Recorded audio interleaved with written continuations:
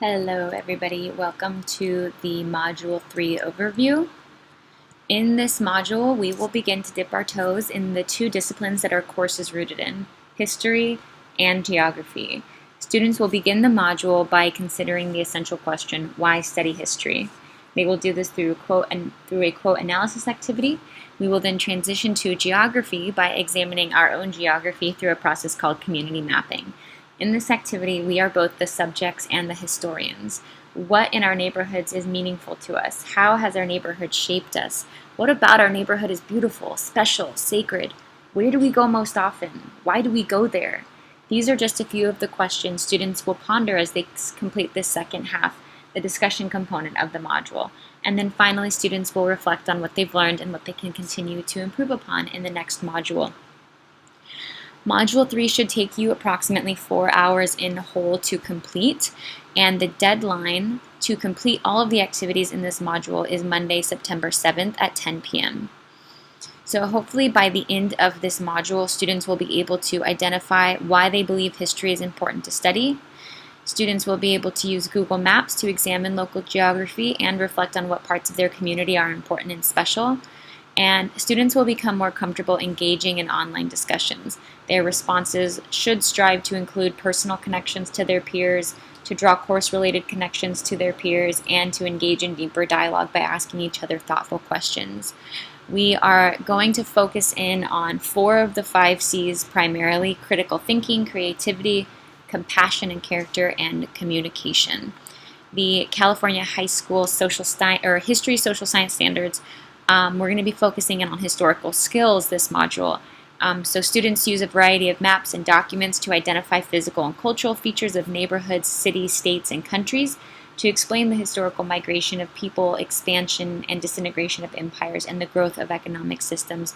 We're really focusing in on the first half of this skill, but we're really studying ourselves, right? So we're looking at our own neighborhoods, our own cities, and our own state. And then in the other activity, students will detect the different historical points of view on historical events and determine the context in which the historical statements were made. So in this case, when we do the why study history, we're really going to be looking at authors' perspectives. And then for online learning standards, the online teacher creates alternative formats of course materials if needed in order to meet the needs of diverse learners and accommodate alternative means of access. This is in part why I create these instructional videos in the first place. G4, the online teacher implements a variety of assessments that accurately measure learner proficiency. This is why we do a variety of different assignments such as quote analysis, community mapping, where we're using an entirely different program, and then in your reflection you're doing a video. So there's a lot of different ways people can show what they know. The online teacher assures alignment between the assignments, assessments, and standard-based learning goals. This whole overview page where I lay out what the objectives are, what the standards are, this is why I do this, to ensure alignment.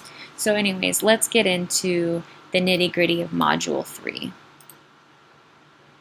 So as you know, on Friday we will have our synchronous session, and you go there by clicking on conferences. We know that. And let's get into 3.2, why study history? So for 3.2, you're going to follow the instructions on slide 2, and then you will submit your completed slide deck on eCadence. This should take you about an hour. And again, the deadline is Monday, September 7th at 10 p.m. So let's look at slide number 2. So this is called Why Study History? The objective: students will analyze 4 famous quotes and decide why it is important to study history. This assignment is really focusing in on critical thinking. So the instructions: read through the 6 quotes and choose the 4 that you like the most. Once you've chosen your 4, you're going to put a red X on the 2 that you are not analyzing, the ones that you are skipping. Okay. So you'll go through, you'll read each quote, decide which one you like, pick those ones, and then whichever one you don't like, let's just say I'm not going to do Pearl Buck, I'm going to insert in, you could even do one of these if you wanted, do like a little no, right? change it to red so it's super obvious. Okay, so something that tells me that's not one that you're using. Okay, for the ones that you are doing, read the quote carefully. Then in the first box, that's green, light green, you're going to rewrite that person's view of history in your own words. So you are essentially rewriting that quote, but you're going to do it using your own words. Let's take a look at the example. So Maya Angelou said, "History, despite its wrenching pain, cannot be unlived, but if faced with courage, need not be lived again." So here's the light green, and I'm going to rewrite that quote using my own words. Okay, when you do something like this, it's really important that those key phrases you rewrite. So here's what and maybe you change the order a little bit too. So here's my rewriting in my own words. So essentially what Maya Angelou said is, we cannot change the past.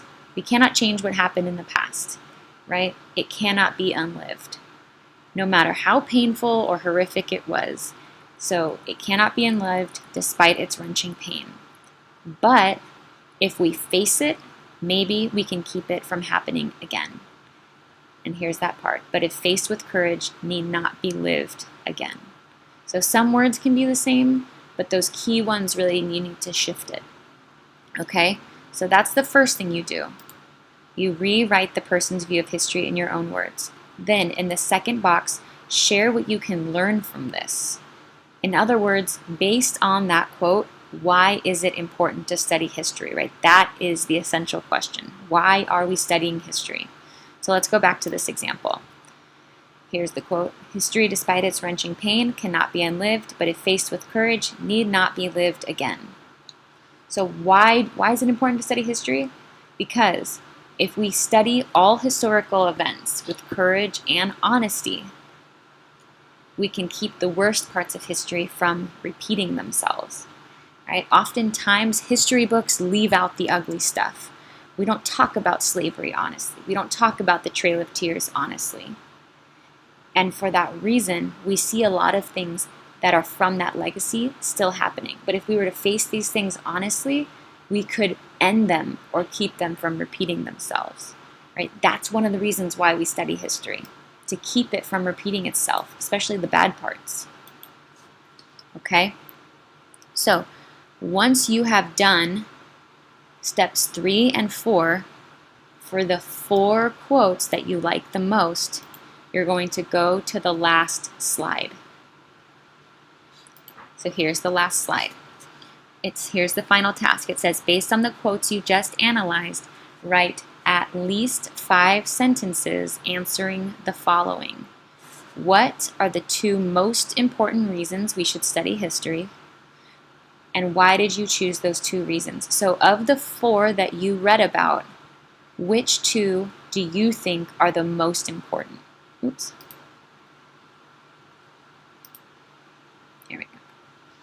Okay, and then be clear about why you chose those 2 reasons.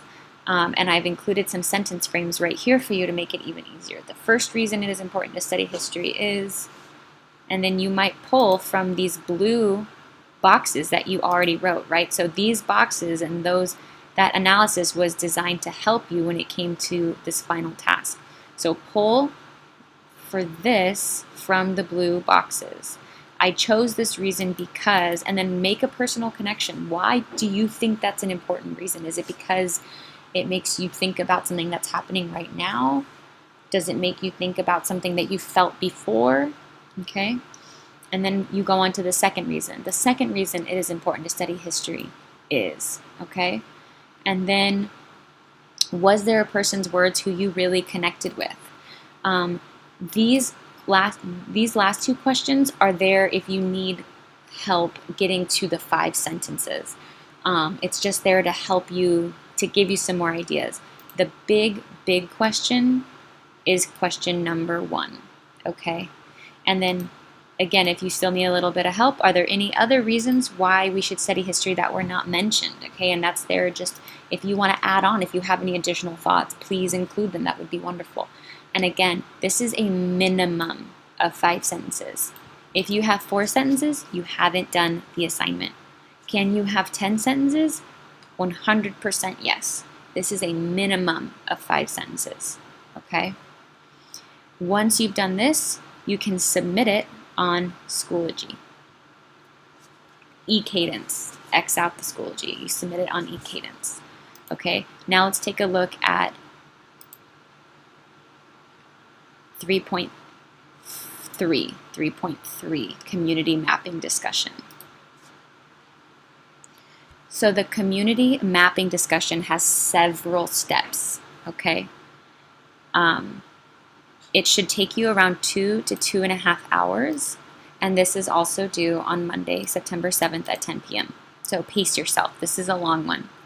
The first thing you're going to do is listen and follow along to the short story, The Gift, by Jennifer Holliday on Edpuzzle. So you're going to click on this link, and there's only 3 comprehension questions. They're very short, but go ahead and click on this, and it'll take you to the assignment for our class. Okay, and you click play, and then you listen to the questions. After you've listened to the story, and only after you've listened to the story, because this is an assignment as well. I will be checking to see that everybody did this. After you've listened to the story, then you can move on to creating your community map. And you're going to do this using Google Maps, and I want you to watch this video first. Okay, so it'll take you to the video, and it'll show you exactly how to create the community map on Google Maps. Okay, so what you're going to do is you're going to use Google Maps to create it, and you're going to choose at least 5 locations that are special to you in your community. Can you do more than 5? Of course you can. Can you do less than 5? Not if you want full credit. Okay, but if you whatever, I won't go there. Then, once you choose your location, you're going to create a description, and once you watch the video, this will make more sense, but you're going to include a 1 to 2 sentence description explaining why this location is a gift to your community. And I would say watch this video in its entirety. It will make these next 2 parts very clear to you. After you've created your map, then you're going to start your discussion post. So the first thing you're going to do in your discussion post is include a link to your community map. Then, in the same discussion post, right, just click enter a few times, create some space, then answer the following questions.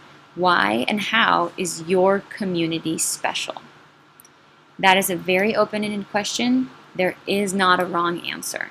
Why is your community special to you? Why is it special to your culture? Why is it special to your neighbors? What is special about it? What is sacred about it? What makes it unique? Okay, and this first question needs to be at least 100 words. Then, you're going to answer the second question in your post. What can be done to preserve and enrich your community? And this needs to be at least 50 words. So altogether, your discussion post needs to include a link to your map and then a 150-word response that answers these 2 questions. Okay? Once you've posted, then you're going to respond to your classmates. Choose 2 classmates and look carefully at the maps that they built. So the first thing you do is look at their community map.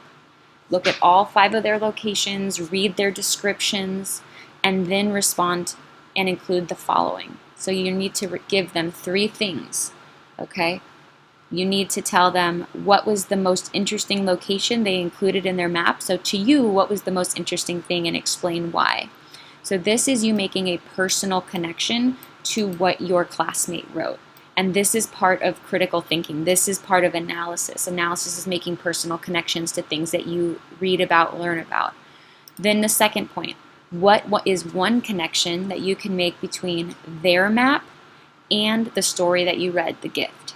Okay, when we make connections between 2 things that we read, we're making a text connection. Okay, so you're going to make a connection between the book and something that you saw in their map or something that they wrote about. Okay, then what is one thing you have, what is one question you have for them about their map? And I will also say maybe what is one question you have for them about what they wrote? okay? And that is engaging in dialogue, like going further than just thank you, good job, okay? And once you have completed step 4, you are done with the community mapping discussion, okay? And then there's one final activity for this module, and it is the end of module reflection. And for this module, you are actually recording a video, just like how we did at the beginning with the introduction. So for the end of module reflection, you're going to record a video. Your video response should be between 2 and 5 minutes long. Don't make it longer than 5 minutes, please. 2 to 5 minutes long. That's about 1 minute per question. You're going to answer the following questions. So number 1, how did you feel while completing the activities for this module? Were you confused, challenged, bored, intrigued? Be honest and tell me why you felt that way. That's going to help guide me as I create the following modules. I want it to be on target for you guys. If it's boring or too hard, I need to know those things. Number 2, how would you rate your effort this week? And then explain why you gave yourself that rating. So if you gave yourself a 70%, why did you give yourself a 70%? Were you tired? Were you overwhelmed with other things? What was overwhelming you? Why were you tired? All right, kind of share just where was your head this week? And again, be honest with me so that I can know how to support you. Number 3, what is something new you learned this week? Number 4, what is something you were confused by? Or if you weren't confused about anything, what's something that you were still wondering about? And then number 5, what is one goal you have for yourself for next module? And this could be, just about anything. Okay, you can think really broad here, but set a goal for yourself to improve. A few tips for success.